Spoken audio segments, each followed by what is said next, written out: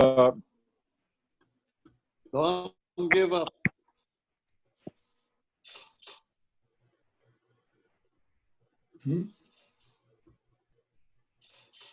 A quitter never win, and a winner never quit. Exactly. That I don't know why I said that. We all know that.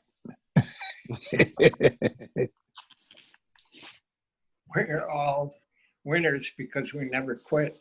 That's right. We're all winners. We're all winners. Not Oscar Mayer winners. We are real winners. I don't believe I've ever had an Oscar Mayer You never met an Oscar Mayer winner? wiener. I never ate one. Oh.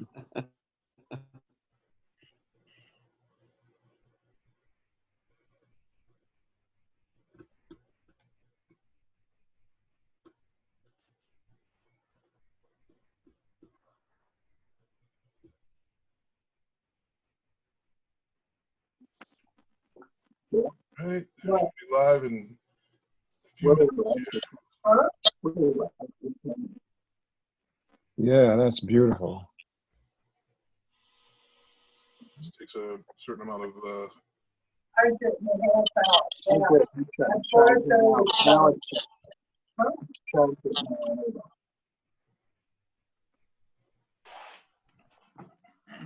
Oh yeah, there's somebody. all right. That's quite a shirt. All right. Here we go. you play checkers on it. Mm. All right. And all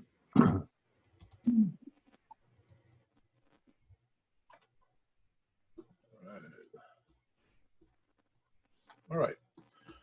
Well, let me open up this discussion with an introduction to my book, and the reason and the purpose for this panel. So Hanley, I hear a scuffing or something, someone's microphone. I don't know what it is. This book covers Bill Hanley's entire career in live sound.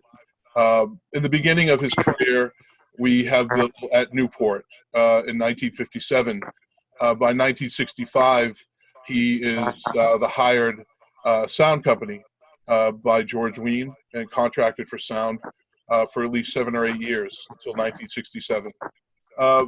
Bill's chapter, the chapter in this book covering Bill's experience at Newport, embedded in the Newport Folk chapter is a subchapter on called Folk in Distortion, on Bill's confrontation with distortion, specifically with Bob Dylan and his and the sound that Bob Dylan was emanating. And from there, I wanted to talk to Elijah Wald briefly, and I want to thank everybody for coming tonight. In your wonderful book that was such a helpful reference for me. Why, Elijah, why did you choose to write a book about Bob Dylan going electric? I mean, quite honestly, because I'm a professional writer and the 50th anniversary was coming up and I could sell it. I started on it. Once I got into it, I also got really interested in the story. But I mean, the original reason was that, simple as that. Yeah. And why, Dylan was a folk hero at the Newport Folk Festival before this occurred, kind of a troubadour, and specifically at his debut in 1962, and then in 63. So why, in your view, did he, in 1965, front an electric band? Well, I mean, he had a hit on the radio. I mean, he had gone electric on the previous album. By the time he reached Newport, Like a Rolling Stone was on the radio. And he arrived, and there was the Butterfield Blues Band. And he had made that record with Mike Bloomfield on guitar. And the pieces just fell into place. It was his chance for the first time ever to walk out on stage and electric band, and there was a great one right there ready to play with him. Yeah. Bill Hanley, what do you recall from that evening? Dear. Can you? Excuse me. That's okay. Can you maybe describe what you were going through? There's film, Murray Lerner's film festival. You are there on stage with Peter Yarrow assisting in some sort of sound check, which was kind of uncommon in those days. Sound checks were uncommon. What? Excuse me. Okay. You need a break? You need to get a drink of water or something? Or? Yes. This one's coming. All right. Frog in my throat. All right, we'll move on. So, Barry, you were there. You're on stage. It's sound check. We talked briefly about Peter Yarrow and his involvement in all of this. What was going through your head? Were you at any point worried that the audience might not respond in kind? Well, there's a lot of chaos going on, on sound check, and I believe it was based on frustration. And Peter was extremely anxious and confrontational, and Michael, the guitar, contributed to making it worse, for Peter. And it was really difficult because I don't think Peter was, comfortable on all levels. Dylan going electric, plugging in what was going through his head, and he had a little bit of contempt. I was just, it was like a miracle for me just to be there, because it happened out of luck. I came there to play with the Butterfield band, and Paul's producer, Paul Rothschild, decided that he didn't want keyboards. So I was stranded at Newport with no gig and really bummed out. And so that night there was a party in one of the homes, and Bob said, I'd like to have, some of the Butterfield band back me up. I don't know if my keyboard player is going to show up, Al Cooper. So Michael, who had known Bob a few months earlier when he recorded Live Like a Rolling Stone, said, introduced me, and he said, Barry would be great, and Bob said, would you play with me? And that was, I was touched, not only by the magic, but by having things reverse around, not the homesick blues kind of guy wandering around Newport, but being on stage at what I felt was a very important moment, and sort of like we were all like warriors on a mission trying to get something through, and that was what Bob was trying to do. And every time you do something different, people are going to criticize you. A lot of people, whatever. So I was happy to be there. I thought the sound check was great. Peter was running around, obviously,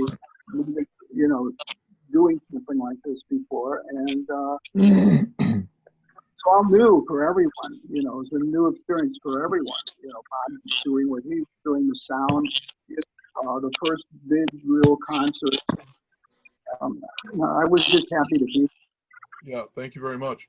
And Bill Hanley, going back to you, what do you remember? Well, my fear was when he had this distortion. Well, it was when you're going to blow a speaker, usually you hear some distortion beforehand as the cone decides to blow out or not work anymore.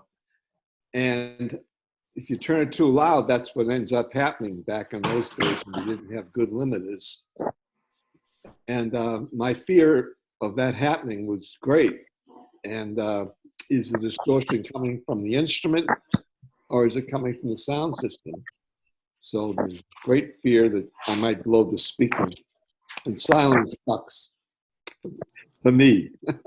So that was my big thing. And then it had Peter running back and forth and telling me what he wanted to have happen, or what Dylan wanted to have happen. It really didn't get involved in that way in the rehearsal, but it certainly got involved with the show itself. And the sound check. What do you recall from that, Bill? Did you ever, is it funny, when I look at that footage, and I'm going to show a clip, you look I mean, you were very young, but you look not confused, but maybe a little frustrated. Did you ever feel? Did you? No, you don't remember? Okay, yeah, no big deal. You know, why would you remember that? Willie Chambers, the Chambers, Yeah. the Chambers brothers. You know, you guys were so diverse in your music, electric, gospel, folk, all these things. What do you recall? And let me ask you this more specifically: were the Chambers brothers ever influenced by Bob Dylan? Were we ever influenced by Bob Yeah. Dylan? Yeah. Well, we were friends with Bob Dylan long before he ever started to record. He used to come to our band house at 2129 Crenshaw in Los Angeles. We had a two-story band house there, and then we had a full basement, and in the basement we had set up a rehearsal studio there, and like Linda Ronstadt, Three Dog Night, all those guys, and Dylan used to come and hang out there. And that's when Linda Ronstadt was saying, I can't do this, I can't do this, I can't pat my foot and saying, was you're good looking, you don't have to stand there, you don't have to say anything. Anyway, Bob Dylan was at our house pretty regular, on a regular basis. He was one of the people who hung out at our house all the time. And at Newport, when he wanted to go electric, the crowd said no, they booed him, and I felt so bad. I felt bad for him because I thought he should have been allowed to do whatever he wanted to do. He's such a genius with his writing and his music and his pronunciation. His whole style was strictly Bob Dylan, and I thought he had earned a privilege there to maybe do whatever he wanted to do, and he really wanted to be bigger. He wasn't trying to be loud. He wanted to be bigger, and he wanted to go electric. And I still feel like to this day that he should have been allowed to do whatever he wanted to do. I think he earned the right to do whatever he wanted to do. And like, we remain friends forever, and we're still friends forever. We don't see each other, but it's kind of like the stars. You don't always see them, but you know they're there. Could I ask Mr. Chambers a question? Sure. Because I'm interested, because that same, people talked about how people were all shocked to hear Dylan go electric at Newport, but you guys did a wild electric set 2 days before Dylan did it, and everybody seemed completely happy to hear you guys be electric there. I can't understand that to this day. Nobody informed us that Newport Folk Festival was totally acoustic. Nobody informed us that we could not be electric. Nobody said you can't bring an electric guitar to this event. And we had no idea what we were doing. We didn't know we were like breaking the rules, but we were pretty good at that anyway. But nobody informed us that we could not be electric, and we didn't understand why Bob Dylan couldn't be electric. But I mean, your set was terrific, and everybody liked it. You had Sam Lay backing you on drums. Yeah, Yeah. We had a situation with our drummer who came late to the event and with an attitude, and we had to fire him on the spot. So we ended up not having a drummer. So we went to Paul Butterfield and asked him if he minded if his drummer sat in with us, and he was opposed to that. Paul Butterfield says, "No, my drummer's not going to play with you." But Sam Lay was his own man, and he says, "Yeah, I will play. I will sit in with you." And Bob Dylan, the very next day, was like refused to have all of that instrumentation behind him. Like, I still can't understand what the situation was. Well, like, or maybe it's because we're black, we have privileges. I don't know. I don't know why people were opposed. I guess they wanted him to stay ethnic and folky, but he wanted to move on. He wanted to be bigger. Elijah And, Walt, there's been so much, thank you, Willie and Elijah. Elijah, there's been, from historians that have studied this, the booing. Were people in fact booing, or was it just cheering? I mean, what's going on with this? No, there were some people booing. There were some people cheering. I mean, it was a very, very big field. It's, you know, people keep calling me up and saying, I was there and there was no booing. Well, I mean, I heard some booing. There were 18,000 people there. Yeah. Maybe where you were sitting, there wasn't booing. The other thing is, a lot of the reports we're getting, the problem is, and I mean, Bill can talk about this better than I can. One of the problems was the band was on stage. They had their amps right there on stage. So everyone who was near the stage, the people backstage and the people who were crowded right in front of the stage, which is a lot of the performers, were getting blasted by the amps and couldn't hear the vocals because the vocals weren't coming through the amps on stage. So the people further back from the stage getting the right sound mix. But the people who were up front weren't hearing the vocals, and they were the people who you could hear on the stage mics. So the people who were getting the worst sound were the people who you could hear from the stage, and they, as far as I can understand, part of the booing was just that they could not hear Dylan's voice. The people who were right up front. Well, I'm glad to know. I'm glad to learn that. Yeah, and Barry Goldberg, you say definitely there was booing. Oh, definitely. There was booing, but I always, when I hear it back, when I see footage of it, I remember there were people that dug it, you know, that were cheering. Absolutely. It was mixed emotions. Yeah. Mixed emotions politically. A lot of the diehard folk people felt betrayed, and it was more political, I would like to think, than, I know that Michael was up way too, you know, really loud, 8 or 9 on his amp, you know, which maybe was in direct response to Peter Yarrow, you know, and here you go, man, take this, you know.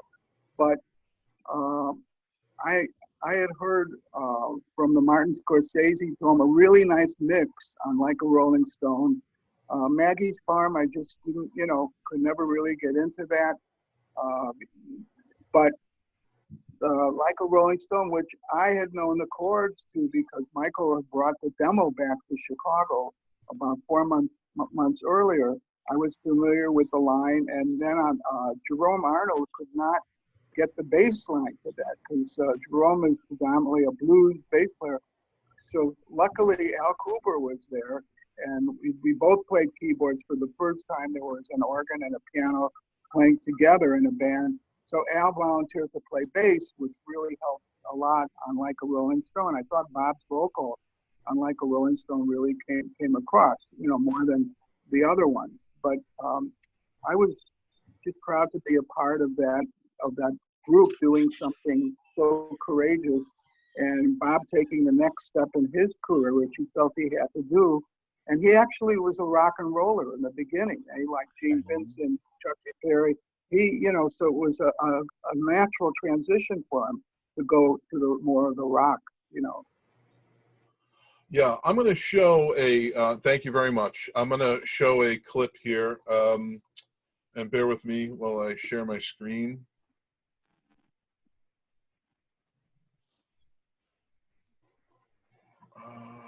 Okay, here we go. All right.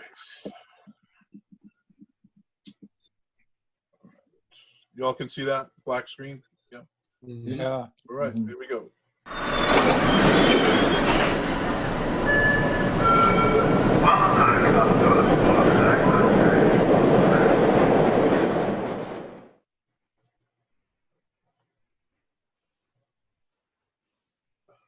I think we had very good sound under Bill. He had a very strong feeling and good touch with all these various acoustic instruments. But it don't matter now. But it don't matter now. We're together now. Before the fire.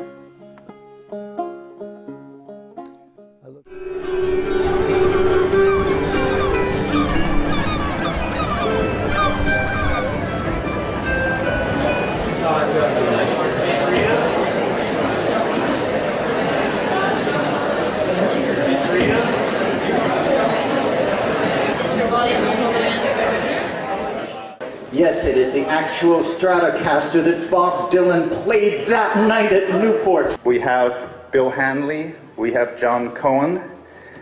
If we can get people on stage and get them some mics, and we have George Wein.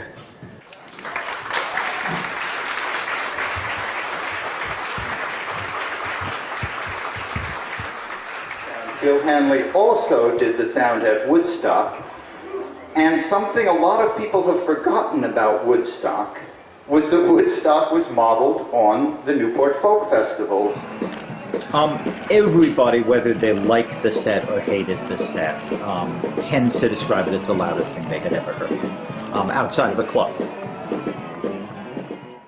There had been electric bands before that had played at Newport. The Chambers Brothers had played that week. Paul Butterfield Band had played that week.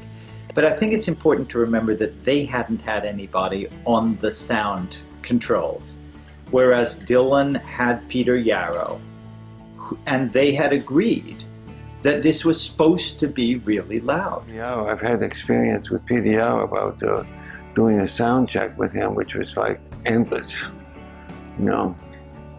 I mean, it's just, I mean, he's so finicky about sound. At times, it's just beyond belief. It'd be literally beyond belief. And Peter, God bless him, you know, and Bill can testify to this. He used to really walk the hall. I mean, he really worked it. He would find little corners where the sound wasn't right, and he'd make these overall kind of sensitive adjustments. Principally, my impression is that Peter Yarrow was sort of the person in charge of the sound check and in charge of saying what it was supposed to sound like, with then Bill being the person who was trying his best to compromise between giving Peter what he wanted and not destroying the system. There's a moment when Peter Yarrow was on stage adjusting people's microphones and trying to get it right, and it made me remember that he was doing that back then. It is essential that you get your levels for your instruments and for your amplifiers and get them into your heads. Part of the problem of that existed when Bobby went electric was the fact that the sound itself was not really set up to handle what it was that he was trying to achieve. This was at the infancy of the handling of those kinds of instruments and the integration of that with acoustic sound. The thing that happens is everything was running right to the edge, and when you start driving into distortion, you can't just tell whether it's distortion from your speaker or whether it's distortion from him. He got up there on the stage and started playing his amplifier. Everybody else got upset, and I got a little bit upset because he was driving it into distortion, and I was dead against any kind of distortion. Well, distortion is when a sound is not clear and distinct, and this can be two kinds. One is that one kind of distortion is that you don't have all the frequencies there, not enough bass, not enough highs. That's a distorted sound. The other is when actually the sound has sort of a gravelly quality to it. And it's a distortion that is not pleasant. You know, to me, distortion is either accidental or deliberate, and you can always tell. Any sound engineer would know if something was deliberate or not. And if it's deliberate, then it's the work of an artist, good or bad, and should be allowed full scope. Without any warning, you're at a decibel level that's going to hurt your ears. It was uncalled for. It was unnecessary. If Bill Hanley had been told a month ahead of time, we would like you to project an electric rock band to 17,000 people, I'm sure he would have done the setup somewhat differently than what he did at Newport.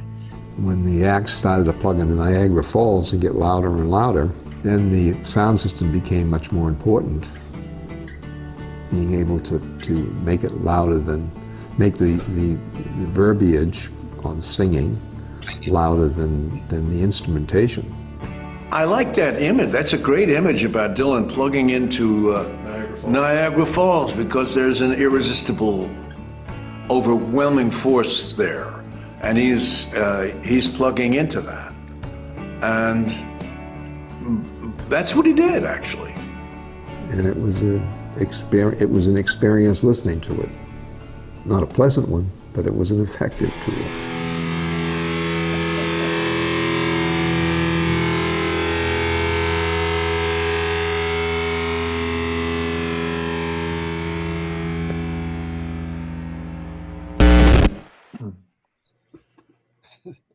Okay.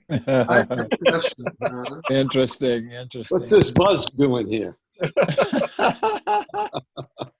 John, Yes. I have a question. Yes, sir. For all of those who were there, but perhaps primarily for Bill.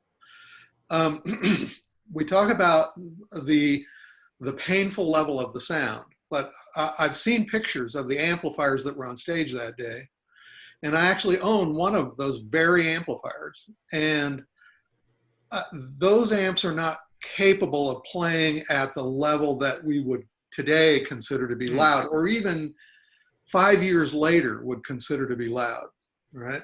So was the overwhelming loudness due to trying to get the vocals up above the level of the band, the back line? Or do you really think that people were perceiving it was louder than what they were used to hearing, so it seemed overwhelmingly loud coming off the stage? What was the actual source? Well, the source is his playing, but you know, Peter wanted to play it louder and louder. I was concerned about blowing the speakers because they were, you know, they aren't built like they're built today. The diaphragms turn into snowflakes, and then they stop operating. Silence, which is something I'm not interested in. He's going to run around like a jerk in front of the show and replace them. I had some to replace, but very uncomfortable position for me to be in. So I'm going to shift. Thank you, Bill. I'm going to shift this question to Richard Alderson. Richard, can you hear us okay, sir? Yes. Hi. I can hear you fine. Thank you very much for coming this evening. And I just want you to know that many people don't know Richard Alderson. He's in fact a pioneer in sound reinforcement, whether he likes it or not. He's a very early player in the field of sound reinforcement. Richard, you take over. You're working for Albert Grossman, and you take over for the sound responsibilities for the Australian leg and the UK leg of this tour. In that film, Don't Look Back, there are people, in fact, audience members complaining that Dylan has, you know, betrayed them in some way. Did you, while you were in England, did you ever, did you witness this? I mean, was there a huge backlash, or was it just kind of, the show must go on and you weren't paying attention? Well, the people were definitely unhappy with the electric half of the set. There were a lot of people that were unhappy. There were also people that were very happy with it.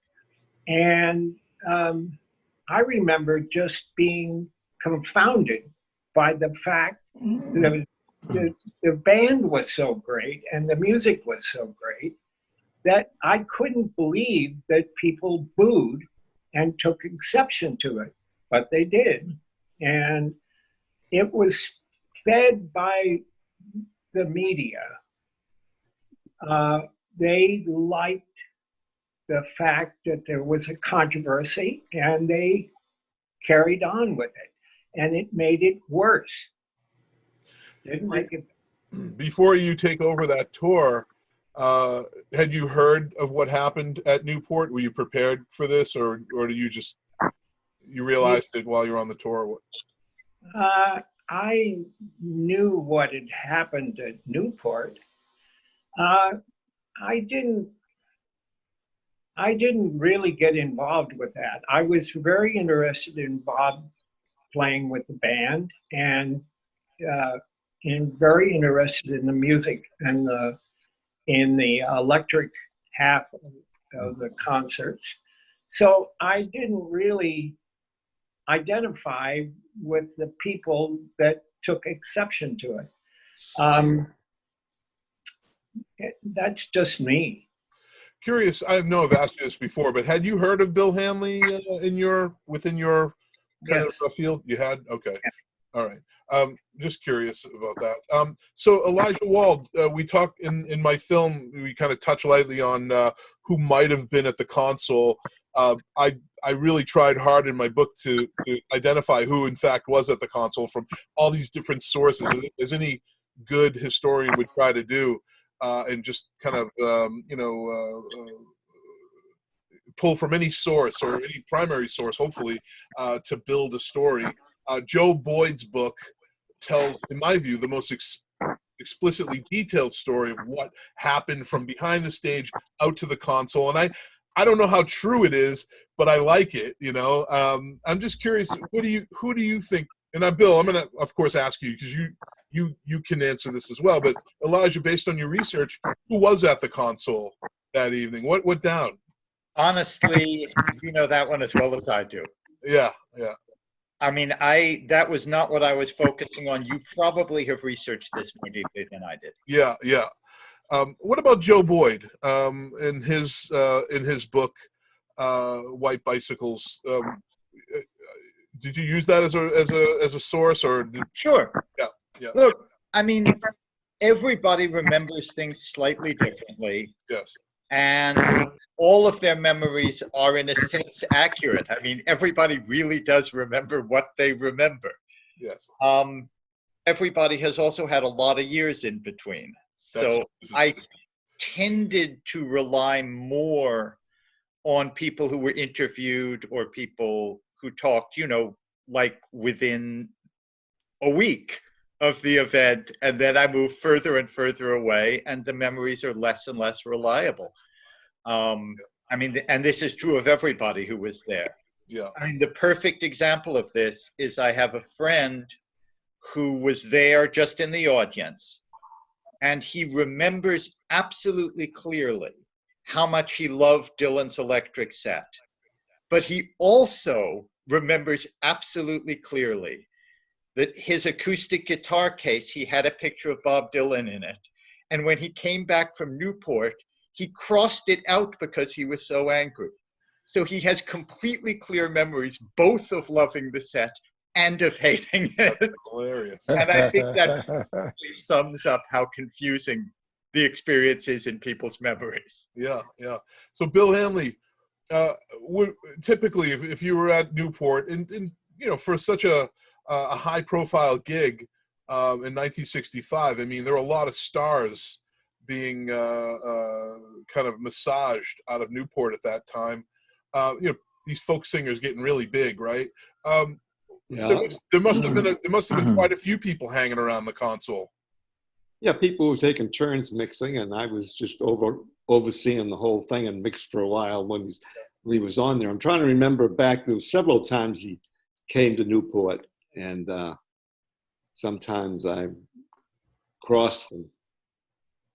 Yes. But, yeah. My next question is for Ken Lopez. Ken, how old were you when Dylan went electric, if you don't mind me asking? Would have been 17. And as a young musician, and of course future audio engineer, did it matter to you that Dylan went electric? Did it make an impression on you? And you're on the West Coast. I distinctly, I have two memories of that. One is hearing Like a Rolling Stone on the radio and realizing that the world had just changed. Yeah. Right? I mean, as a 17-year-old guitar player who was pretty careful about paying attention to trends and whatnot, I realized that everything had just changed the moment that record came out. The length, the instrumentation, the orchestration, the lyrical content. I mean, it was just overwhelming. Also, I heard about Newport and the set at Newport through my contacts at the Monterey Jazz Festival. And you know, as Elijah was saying, there's like already there were mixed stories about what had happened actually.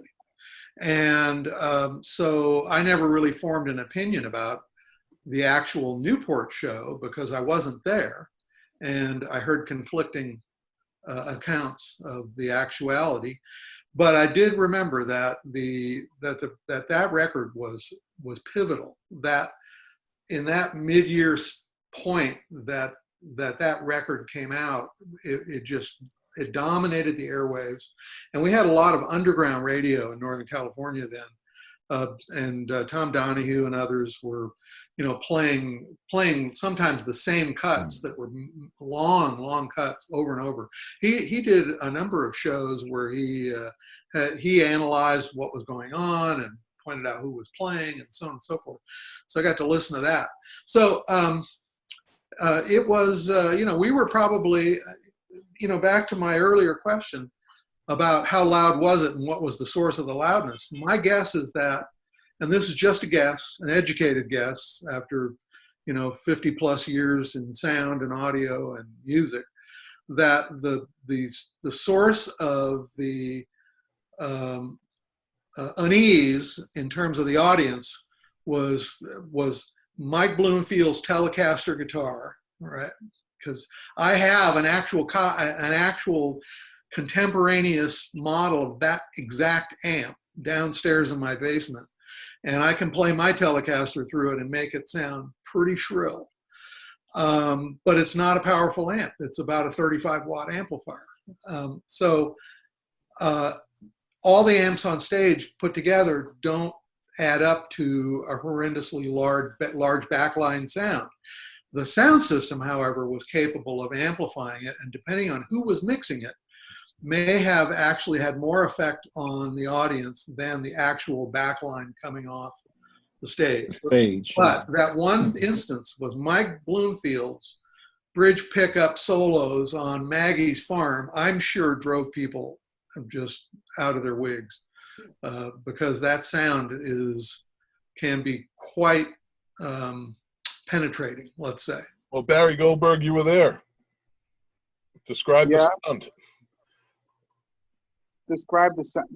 Describe what? Well, we were talking about Mike Bloomfield's guitar sound. how that might be, how that, you know, might have been the direct source of distortion that Bill was facing. He was never a quiet guitar player. He was always on a loud level. Wherever he played the same level when he played the Butterfield set earlier. And, you know, especially on Maggie's Farm, you know, it was mixed, or Michael was playing pretty loud, you know, and it really covered a lot of things, but not the case with Like a Rolling Stone, but especially Maggie's Farm. Yes. You're going to say something, Elijah? Yeah, I think something people need to remember is we've now heard, all of us, loud rock concerts, and we have an idea of loud that is completely different from the idea people had then. I mean, the average person at Newport had never been to a rock concert. They had never heard an electric band. But the other thing is, if they had heard an electric band, it would have been at a concert. Whereas Bloomfield and, you know, Barry can talk about this, they were used to playing in tiny clubs in Chicago with those amps turned up to 10. They were used to a level of loudness that simply in 1965, most human beings had never had that experience. So when people say that it was the loudest thing they ever heard, that can be absolutely true. And it can also be true that if we were sitting there today, we'd go, what are they talking about? That isn't very loud. Well, my hearing is attached to what you're saying, likely. Richard Alderson, what were you using for equipment on that part of the tour? Well, I had previously done the sound for Harry Belafonte, and that was mostly acoustical set. There was an occasional Rhodes piano or some amplification, but it was very quiet amplification. So essentially, the equipment that I had was a duplicate of what I had with Harry Belafonte. And that's all that there was. I had Klipsch speakers. I had Macintosh amplifiers. I had Altec Lansing mixer. And I had 604s on the stage for vocal reinforcement. And that's it. And there was another sound system in Australia that got left behind, you mentioned, right? Well, they were identical. For some reason, Grossman couldn't get the sound system or didn't want to get the sound system out of Australia. I never understood why. I surmise it was because they couldn't get it to Stockholm, Sweden on time because of the conflict with the Australian Airlines being conscripted for the Vietnam War. But that's just speculation. And he sent me back to New York City, and his office had all the equipment, and it was all delivered to me. And for 4 or 5 days, I put it together, and I was still putting it together on the stage in Stockholm, which was the next concert. But it was identical equipment. And the same road cases, the same equipment. So correct me if I'm wrong, there's a lot of mystery about those shows in Australia. There's not many recordings of them, correct? No, there are no recordings that I know of. How many dates, forgive me for my ignorance here, but how many dates were in Australia for Dylan? We played every major city in Australia, and we ended up in Perth. Australia is a huge country with at that time with a very low population. So Sydney was the biggest, and Melbourne was the second biggest, and Brisbane, and so on. So we played every single city that had some kind of venue that would hold us. And it was mostly movie theaters, except for Sydney, which is before the Opera House was built. They had a huge tin arena that was built for a boxing match, and the stage rotated because it was in the round, and it was a nightmare. It was a nightmare acoustically, and it was a nightmare because the stage turned around, and I didn't have equipment that could withstand turned around. Yeah. Those slip rings. What's that, Bill? No I do strings.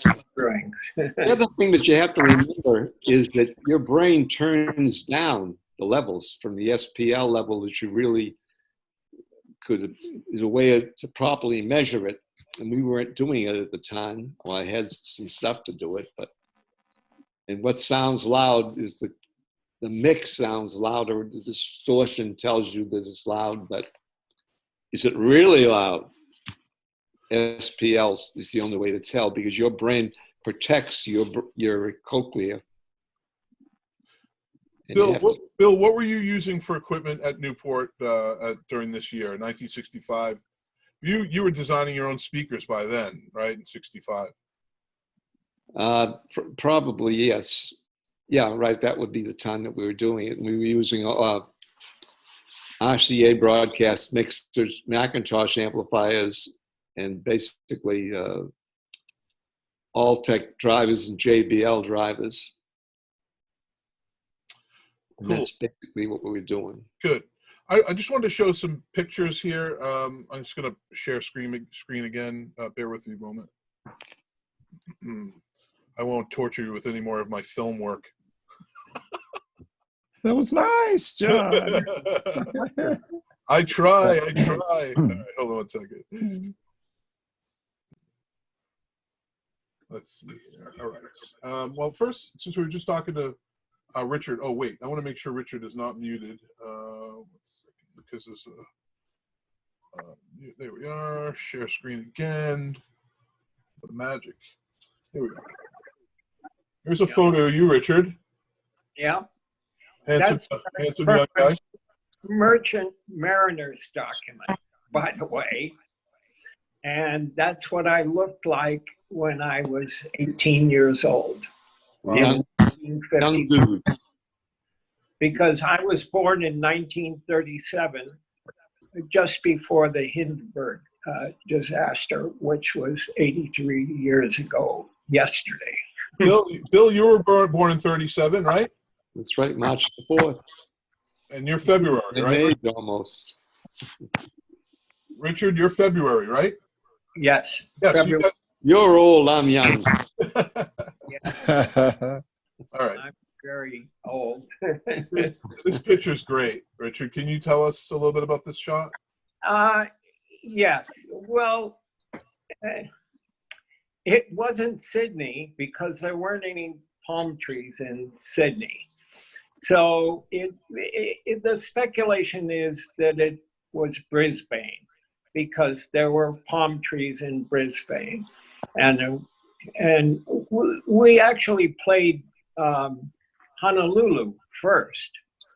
And there were palm trees there. But this photo came from Australia, from a Dylan fan. And it's the only picture of me that's clearly with Dylan and the band. There's one other picture that I know of with Dylan on a train in the British Isles. But that's me at the front, and probably Robbie in the background. Richard Mann.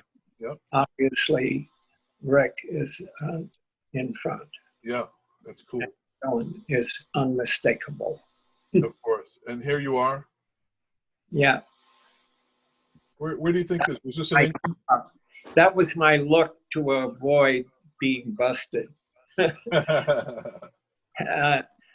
So I wore a tie and a nice shirt, and I had my hair combed because we were actually busted in Melbourne, Australia. But that's another story. I want to hear it.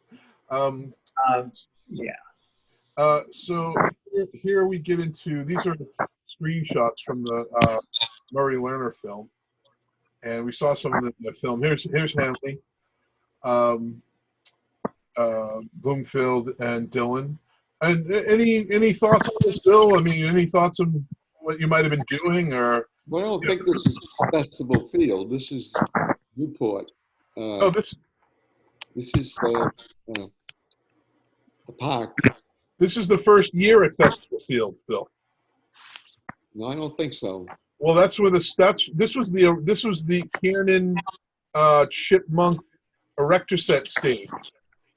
That was brought in for the first year. That was brought in the first year at Festival Field. That's what I have. It would have to be because the theme is. You actually have that picture from the broadside cover that shows the whole setup. Right. Yeah. Let me pull that up. You saw that, right? Yeah, it's a little higher up. There it is. There it is. 65 Festival Field. Go back one. Thank you, Elijah. Yeah, you see this, right, Bill? Yeah, you see the stack though, it's vertical. This is stage right. Yes. So what are you saying? That picture that you were looking at before was not that way. That's 65. That's the 65 cover of broadside. And there it is. See it? That's laying. It's a secondary setup underneath it. See it? Right here. I don't remember the speaker being down at that position. Looks like a side fill to me. That's a side fill, yeah. Right. No, that's a side fill. Well, yeah, that is, yes. I'm talking about up there in the right here. Upstage left. Right here. Upstage right. Yeah. Okay. Good. Thank you. Thank you. And let's see. This is a great shot. I think this was that weekend. This is Dick Waterman's shot. Yeah, that's definitely that weekend. That's Butterfield and Bloomfield on stage, and Bill Chambers Brothers. Now that's Chip's stage. Right. This is 65, Bill. We're still at Festival Field here. There's a lot of people on stage. Paul and Mike. Let's see here. Here's of course not many people get to see photos like this. This is Chipmunk's lighting booth. There he is. The Chipster. Yes. The previous photo was Richard Farina on stage. Oh, that was Richard Farina. Okay. Right here. You think that was 65? This shot here? That's definitely 65. Yeah, this is 65. Oh yeah. Let's see here. Oh, and this shot. I love this shot. Barry Goldberg, any thoughts on these photos as you look on? They're beautiful, wonderful. Barry, do you remember Hanley on stage at all? I mean, it was chaos, I'm sure, but it was so chaotic, and part of what contributed to that performance, I believe, was the vibes that were on stage, the anxiety, the angst, the excitement, the frustration. And when it was time to hit, Michael just wanted to play, he wanted to blow. So he said, "Let's go," boom. And that he was off, that was, and he could rock and roll guitar, the excitement, everything together, and the anxiety, the nervousness, that we were doing something, for the first time, and God, everybody just tried to, to deal with it, and that's what happened. Cool. I'm going to try to take some questions here. I hope we have some. Let's see here. And then we'll wrap this up. I want to thank everybody for their time. Let's bring it on mute. And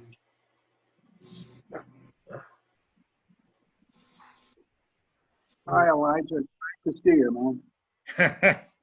Good to see you guys, too. Thanks for coming. Let's see.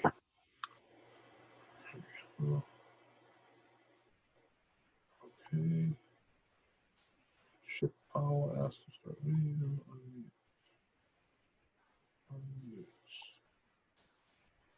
All right. See what happens here. And here we go. All right. So Mark Steele, we're trying to bring you into the Zoom room here for your question. I'm going to enable your video. Hey, how you doing? Hey, Mark, this is Mark Steele. Mark, you had a couple questions. I did a video interview one time with Al Cooper, and I also did one with Noel Stuckey, and talking about the festival in '65. And Al said that the reason people were booing was they were so excited to see Dylan, and they wanted him. They knew he was going electric, but the set was short. It was like 4 or 5 songs or something, and that's why they were booing. They wanted more. 2 things about that. First of all, Al doesn't remember it this way, but the entire thing is on tape, and I've listened. Dylan did the longest set of the evening. Al remembers, but on the other hand, it was a phenomenally disorganized set. They went on stage. They spent 2 minutes on stage before they start playing Maggie's Farm. They finish Maggie's Farm. There were 2 minutes of standing around, tuning, getting stuff ready. Then they do Phantom Engineer. Then there are another 2.5 minutes of them just standing around. And Dylan had normally been a chatty guy before this when he was acoustic. He had been an entertainer. He had talked with the audience. And that night, he didn't. He paid no attention to the audience, and there was all this dead space. 2 minutes is an awfully long time. Here. Watch a bunch of another just stand around on stage. So the electric set was about 20 minutes long, but only had 3 songs. So any sane person would have been booing that part of it. Right. Plus it was raining, right? Not when Dylan came on, no. It had rained in the afternoon, but it did not rain during the evening sets. And then there's the story about Pete Seeger looking for a fire axe to cut the power. That's a very funny story. No, he didn't have an axe. And the way that story happened is really funny, because what happened was Peter Yarrow thought of himself as a hipster. And there's this moment when they have finished the electric set. Pete Seeger is visible, has been visible going nuts at one side of the stage. He was really angry about what had happened. Dylan has gone backstage to get an acoustic guitar. And there's like 8 minutes where Peter Yarrow is just on stage spinning. And he says, he's gone back to get his axe. He's gone back to get his axe. And clearly, a lot of people thought he was talking about Seeger, who'd been stomping around looking angry, because they weren't hipsters. They didn't know he's gone to get his axe means Dylan has gone to get a guitar. And so hence we get the folk legend. Hasn't Pete Seeger said though? He said, well, if I happen to have an axe, I would use it. Yeah. Pete Seeger, by the 1980s, had heard this story so many times that he came up with an explanation, which was, I guess I said, I got so angry, I said, if I had an axe, I'd cut the cables. He never said that before the 1980s. And he was interviewed about this a lot before the 1980s. That was an example of how people's memory changes when the same thing happens over and over and over, and they finally come up with a memory that fits it. That's really interesting because that's the one story that most people have heard about Newport. That's funny.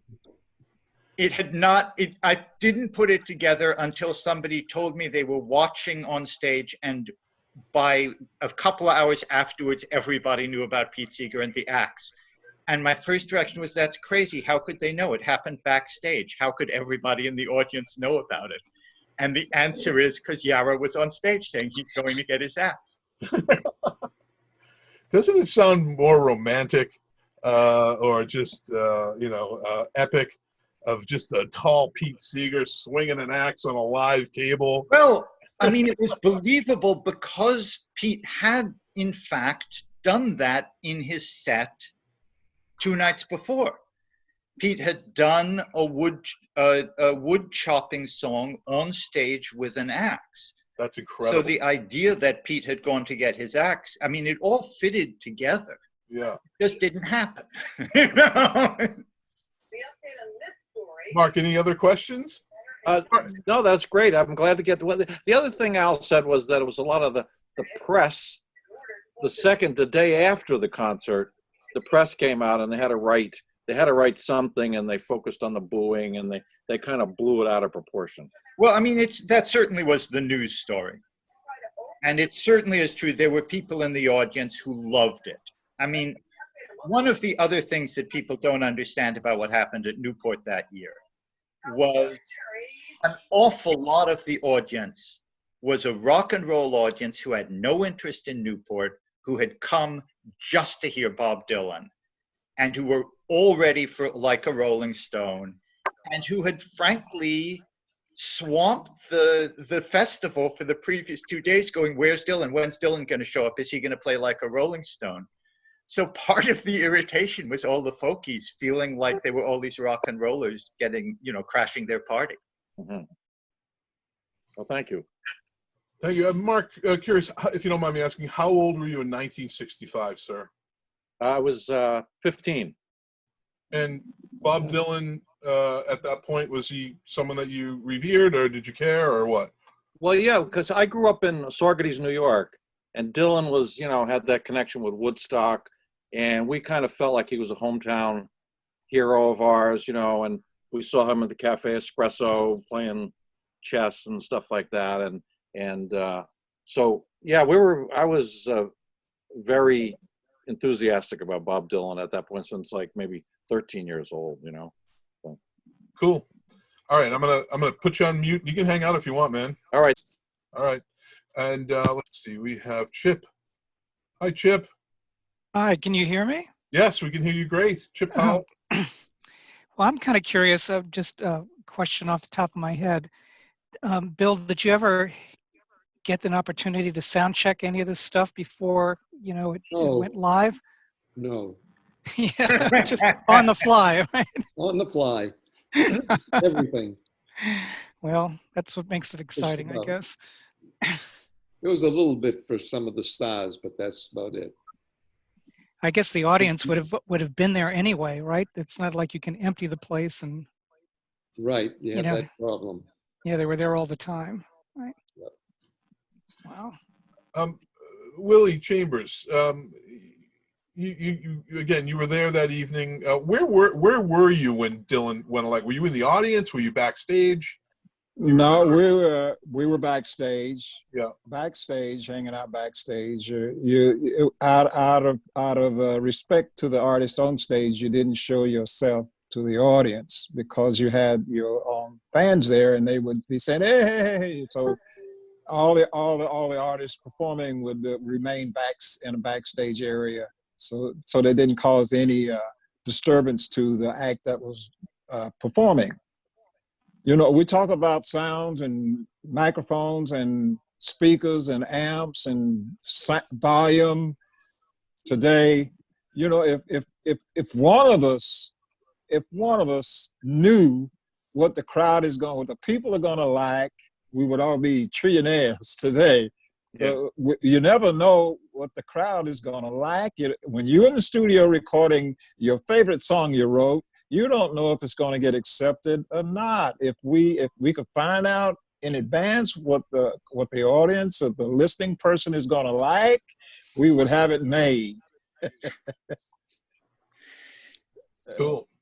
All right, we're going to take another. Chip, thank you. If you have any more questions, Chip? I'd love to see more of those pictures. If you have some time to fill, those are always cool, like seeing the stacks and behind the scenes. Yeah, I mean, I could show you. I'm not sure if we have much more time in this session, but I can definitely show you at another time. And I just wanted to get some more questions in here. Let's see, who do we have? Let's see. That's just video. Hey. Mike Stein, how are you, man? Hey, John, thanks for letting me in this great little party. Yeah, right on, dude. He's been trying to get in here for weeks. You're here. Finally, I got a good computer that won't, that doesn't slow down or break up the audio. So you bought a better computer just to join. No, I had it, but this one's a little harder to use, but no problem there. It's all good. Did you have any questions for the panel? I do. Okay, First, before I do, just real quick before I do, I'd love to say hello to Bill. Hi. Because I hope he remembers me from Yazgers. Yep. Because I had the honor and privilege of having him sit in to mix some of the bands for at least 2 of those years, 2 summers there. Very nice. Yep. And you know, to me, one of the reasons I got into sound was because of guys like him. Thanks. And I just, you know, to me, that whole thing is just such an icon. He's such an icon. And the whole Woodstock thing. I mean, I'm a hippie, even though I'm younger than you guys. I'm still a hippie. I'll always be a hippie. I'm still a hippie. And that's that. So here, anyway, here's my question for either. Well, it looks like Rich kind of stepped away, so I'll ask Bill. He'll come back. At that festival, what mixer were you using? How many channels did you have on it? And obviously, how far away from the stage was that, like for the snake, or did you have a snake? About 75 feet or so, and they were RCA BN6s. Which is how many channels? 4 each, then they were wired together. Wow. And how big was the, how much power were you pushing amp, wattage wise, for the amps? Not much, believe me. Somewhere around 500 watts, maybe. For how many people was that? Well, it was probably somewhere around 8,000, 9,000, 10,000. Twice that. Oh, in the audience was 18,000, Yeah. 17, 18,000. So, I mean, obviously, was everyone just very quiet so the people in the back could hear? Yeah, well, look, everything was different then. They didn't expect to be blown away. Because I can't imagine, it looked from the pictures that John was showing, it looked like some of the back seats were pretty far back from the stage. They were, but you remember that your ears turn down the level in your brain. It happens very effectively. You don't know it because it's in you. Well, I also realized too that sound does travel and it will keep traveling if unobstructed. So, the people in the back, and, obviously this must have been true for Woodstock too, is that the people further back could hear something, obviously. Unless you have, you didn't have delay towers back then. Can I add something to this? You wouldn't pay. Well, Right. Bill, if you recall, the move from Festival Field, from Freebody Park to Festival Field, the acoustics were going to be different because at at Freebody Park, you were in a residential area. At Festival Field, we had decidedly chose the spot because it had offered much more open space. You want to say something, Elijah? Now, didn't he in fact have delay? No. No delay. Never delayed. Yeah, I have to wonder when engineers, like you and Rich and all that, or whoever else started using delay towers for the people further back so that they could hear, at almost the same volume as those in the front. Level up, yeah. Well, they didn't want to pay. It was a big fight all the time about, a delayed tape recorder was an $8,000, $9,000 proposition, each one. And you needed 2 of them. And they were only good for 10 or 15 minutes. And then you had to switch to another one and put a new tape in the next one. And, way back when we started, the promoter never liked the idea of having to pay anybody else besides the performer in the house. And it was an uphill battle all the time. The first time I had seen it done was by Bolt Brannick and Newman. David Klepper did it in Boston Gardens for a Billy Graham show. But you couldn't get the promoters that were doing music to pay for that.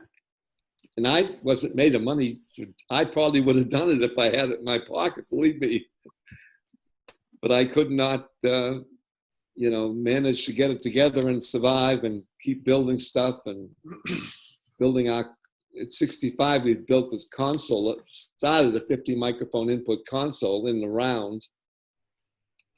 And then we built a smaller straight one and get this, that, and the other thing. But getting the money out of the promoters was terrible.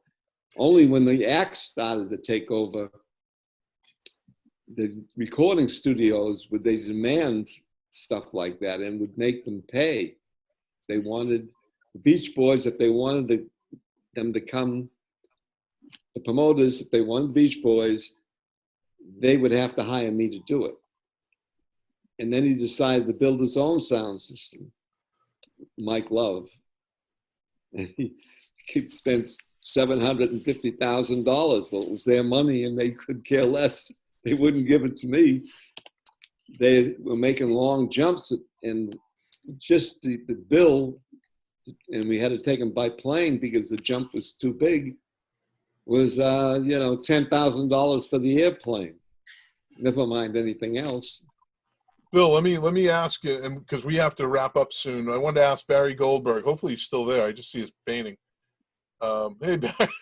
Hey, somebody save him. Somebody save Barry.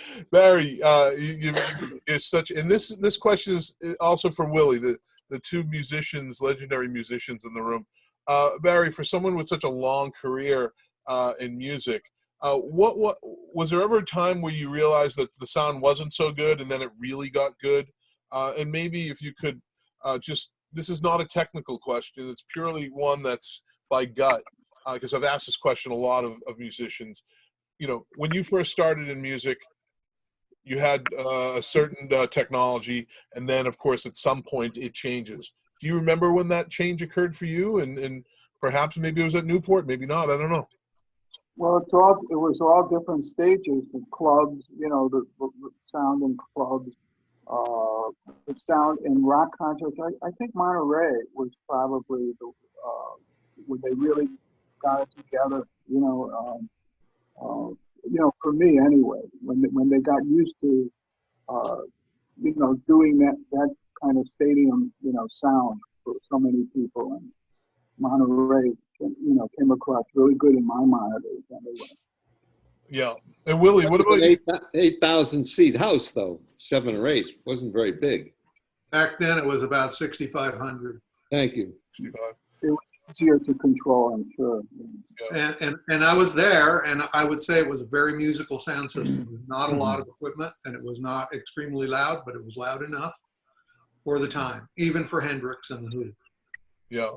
Willie Chambers, when did good sound enter into your long and storied career in music, man?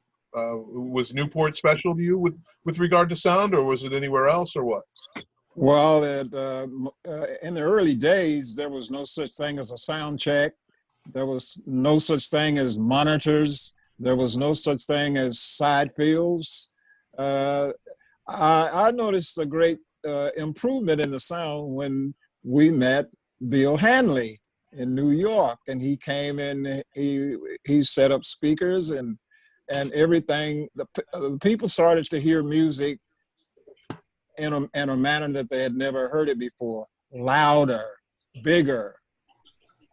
And an artist, by the time Mr. Hanley got done bringing speakers and stuff to this club we were playing at in New York, and this was in the early 60s, we, for the first time, could hear ourselves on stage as we sang, and that was really a major improvement right there. Just to be able to hear yourself and to know, or am I singing on key? To hear yourself, that was really encouraging, and it gave you a greater energy, like to be able to hear yourself on stage. Because before that, you got 2 microphones. There was one mic for the lead singer, and there was one mic stand with a mic for the vocals, and everybody stood around one mic and sang. But then when we met Mr. Hanley, there was more microphones. Everybody had their own mic, and it was a great improvement in that. And this, by the time of Woodstock in the '60s, man, it was bigger and better. There was monitors, there was side fields, there was the whole thing that it just made it a lot better. Cool. We'll take one more question here. Let's see. John Jabulian, how are you, sir? Well, good to see everybody. Good to see you. Hi. You have a question for this incredible panel of writers and musicians and sound Well, engineers? it's good to see everybody and the recollections they had in Newport. I got a question for Bill, and this has to do with the way things were set up at Woodstock too. The way I see the systems at Newport was they were pretty far up in the air, and they were also pretty far off stage. My question for Bill is, when was the first time, and what did he use as a front fill for the audience? We didn't.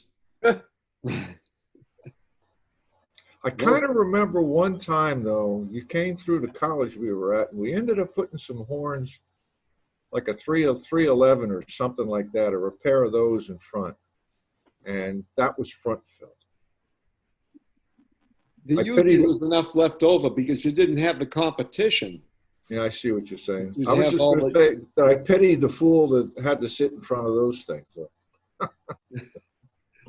Well, you know, it's 15 feet up the bottom speaker and then going up 3 sets of 5-foot scaffolding. Oh, yeah. Yeah. Off to the side, sure. And they were all clustered together. So an extra 3 dB of level for free. Well, and also the multi-cells, I think, probably had enough dispersion. Ken, you want to weigh in on that to get close to the front of the stage? Yeah, it's very concentrated.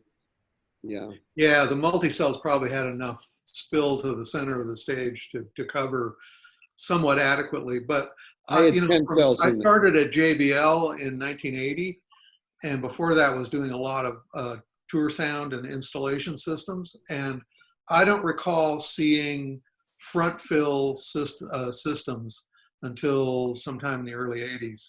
I know we experimented with a Bonnie Raitt tour and used a center fill cluster just for her vocals.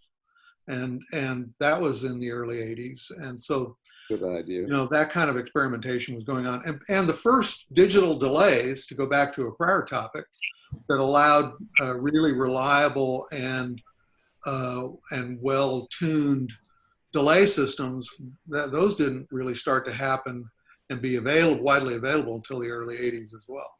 I suspect that as Hanley is, and Bill, you might want to chime in on this, as you're more involved at Newport in the early days, that each year with each festival, I talk about Newport as your laboratory, a way for you to discover and try out new things.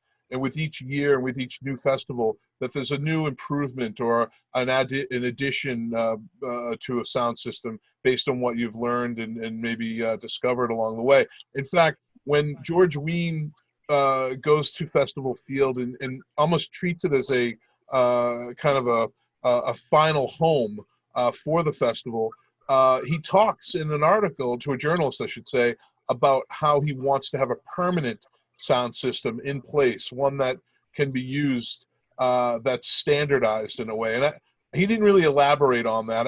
I don't know how technical George Wein could get, but from others, I know. So I knew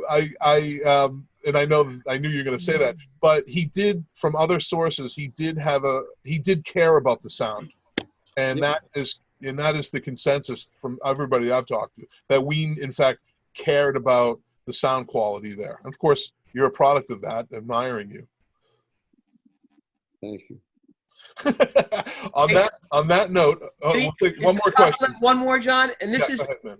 I appreciate this because I've been after the answer to this question for a long time. Not about Woodstock, is it? No. This is just a general touring system question for anyone on the panel to answer that knows the answer to it. When I first started seeing concerts in '77, that was my first live show. It was Jackson Browne at Tanglewood.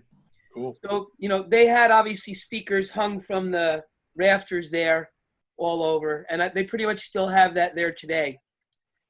My question is to the panel, when did anyone start using arrays of any kind, whether they were curved that way or hanging? And then furthermore, when did the actual hanging line array speaker systems like the J-curve and all that get implemented? John, you have that photograph of Hanley's system with the Rolling Stones at the Garden? I do. I got to dig it up, though. What year was that, Ken? I have to dig it up, though. I did it. That is the earliest that I've seen a vertical array of cabinets being used and flown. What year was that? Do you know? 69, Rolling Stones. But what you're more to your point, people were learning that if they consolidated loudspeaker systems, array theory goes all the way back into the 40s and 50s. And if you read in your prior little video clip, you had Leo Baranek, and if you read his book, he literally wrote the book Acoustics, and I had the good fortune to meet him once. But also Harry Olson and his books in the 50s. That name sounds familiar. Which, the idea of stacking speakers to get a much collapsed vertical, but maintain a very broad horizontal, that's been around for a long time, and people started doing that in the late 60s, early 70s. I know I was doing it in the early 70s, and the line array concept that we think of today when we look at the J array and related speakers, those go back to the late 80s. And yeah, but before that, we had massive arrays of like Clare Brothers S4s, where they would bring, for big outdoor shows, they would bring a couple hundred of them. Yeah, but did they fly those? Did they fly those up in the air? Or no, that was usually ground support when it was very large systems. I worked on some Springsteen shows with our departed friend Bruce Jackson, just in terms of array design. And he would have over 100 on each side. He did the LA Coliseum with that. Wow. But they were all identical loudspeaker systems, and while they were designed to form arrays, they were full range sources. So you had a lot of interference. If you moved your head around, you would hear all the interference patterns. So it was really, there's an era, I think the 70s, people had the array idea with stack and splayed boxes and horns, and it started to sound really good. And then in the 80s, they had these giant all-in-one systems and big stacks of them, whether flown or ground support, and it sounded less good. It was louder, and you could really feel it in your chest, but the clarity wasn't there because of the interference patterns. And then when the line array came out that we know now, in the late 80s, that really began to clarify everything. So the 80s were really a very loud, very thumpy, tizzy era, but the line array, the modern line array, really cleaned everything up and allowed smaller systems, much higher power concentration, control. So that's the answer to your question. I appreciate that. That's awesome. Thank you, Karmik. Elijah Wald's next book, The History of Line Array Technology. I just wanted to say thank you to each and every one of you. It's been an honor. Barry Goldberg, what an honor. Ken Lopez, again, thank you very much, sir. Bill Hanley, the legend. Willie Chambers, another legend. Elijah Wald, a legend among legends of legends. Everybody, John Jamulian. I want to plug. I'm assuming, Elijah, your book is still being printed? As far as I know, yeah. I just ordered one. It should be. Dylan Goes Electric. Newport, Seeger, Dylan, and the Night That Split the 60s. An excellent book, important historical book. And The Last Seat in the House, the story of Hanley Sound. Lots of, again, as I say, if the summer's coming, if there's that space between your air conditioner and your windowsill that needs a good wedge, this will work. And I just want to say thank you, everybody. I'm going to replay this on Facebook for a watch party, and hopefully, you know, people will watch it again. And there's a channel on YouTube called The Last Seat in the House that has all these videos, so you can go back for reference based on each week. And, you know, these panels are getting better. I'm having problem with, it's streaming live now, but for some reason, there's weird buffering that's happening on Facebook in the beginning, but it's running now, and there are people watching, but it's all good.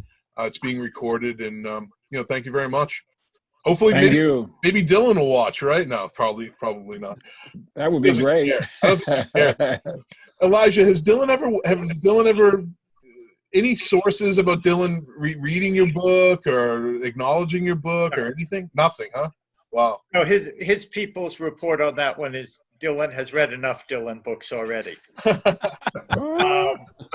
they are making a movie out of it, which is nice. Congratulations. Yeah, congratulations. Wow. That's great. Any timeline on that? Can you throw out a... You know, if there had been a timeline by now, it would have been thrown out the window anyway. I mean, everything is on hold everywhere. Yes. And, you know, whether it ends up happening is a question, too. I mean, at this point, will there be movie theaters a year from now? I mean, we're living in a weird moment. You make a good point. It is a weird moment. And to everybody that's involved in the live event industry, where our hearts and minds are with you, and it's a tough time. So I don't know what really to say about it. It's really just terrible. We all, probably every one of us in this room, knows somebody that's involved in live event production or a musician, and you know, it's hard. So I think Live Nation just launched a, I should probably have, that's what I'll do, is I'll attach the link to that fund. There's a fund that's going around right now that's supporting the live event people that are affected by the pause, the disruption in the live event industry now. So I'll put that up. But anyway, thank you guys, and peace be with you, and be safe. Thanks, coming. Thanks, John. Nice, thank you. Thank you, guys. Thanks, John. Peace to you, John. Thank you, John. Thanks, everybody. Thanks. Thanks, everyone. And stay out of trouble. Good to see you all. Yes, sir. See you too. Take care, guys. All right. Okay. Bill, say hi to Rhoda. Where is it? You just did. Oh, you did? I'm sorry. No, you just did. Oh. Here we go. Oh. The funny thing about Zoom is nobody knows how to say goodbye on Zoom. I do have shut but it's not stopping. That's funny. Bye, Willie. Peace and love. See you, Willie. Thank you. We love you, man. We love you. Take care, baby. Take care. Love is see the you, Willie. answer. Stay out of trouble. Good. Then I won't have no fun, Bill. Oh, there she is, my honey. The artist, yeah. You got company. Who am I looking at?